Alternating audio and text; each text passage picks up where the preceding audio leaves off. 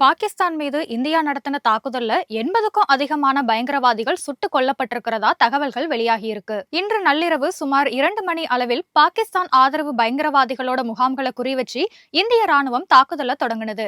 பாகிஸ்தான் மீதும் பாகிஸ்தான் ஆக்கிரமிப்பு காஷ்மீர் பகுதிகளிலையும் இந்த தாக்குதலானது நடத்தப்பட்டது. பவல்பூர், முட்ரிகே, சகாம்ரு, குல்பூர், பிம்பர், கோட்லி, முஷாபாராத் அப்படின்னு பல இடங்கள்ல பாகிஸ்தான் ஆக்கிரமிப்பு காஷ்மீர் பகுதிகளிலையும் சியால்கோட் உள்ளிட்ட பாகிஸ்தான் நகரங்கள்லயும் தீவிரவாத முகாம்களை குறிவச்சு துல்லியமா தாக்குதல் நடத்தப்பட்டிருக்கு.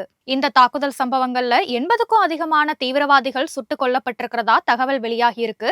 மேலும் பலர் இதுல காயமடைஞ்சிருக்கிறதாவும் சொல்லப்படுது. குறிப்பா பகவல்பூர், முட்ரிகே அப்படின்னு இந்த 2 பகுதிகளிலையும் பயங்கரவாத முகாம்களோட மிகப்பெரிய அளவுல தாக்குதல் நடத்தப்பட்டு இருக்கிறதா சொல்லப்படுது. அங்க ஒவ்வொரு தளத்திலையும் சுமார் 25 முதல் 30 தீவிரவாதிகள் வரை சுட்டுக் கொல்லப்பட்டதா சொல்லப்படுது. இந்திய உளவுத்துறை தற்போது இது குறித்த எண்ணிக்கையை ஆய்வு செஞ்சுக்கிட்டும் வர்றாங்க. அதே வேளையில இந்தியா பாகிஸ்தான் எல்லை கட்டுப்பாட்டு கோடு அருகே பாகிஸ்தான் நடத்திய எதிர் தாக்குதல்ல இந்திய குடிமக்கள் 3 பேரும் உயிரிழந்திருக்காங்க, 7 பேர் படுகாயமும் அடைஞ்சிருக்காங்க. ஆபரேஷன் சிந்து எனப்படும் இந்த தாக்குதலில் நமது நாட்டின் முப்படைகளும் களமிறக்கப்பட்டுள்ளன. பாகிஸ்தான் மீதான இந்தியாவோட தாக்குதல் நடவடிக்கை காரணமா நாடு முழுவதும் இது குறித்த பரபரப்பு அதிகரிச்சிருக்கு.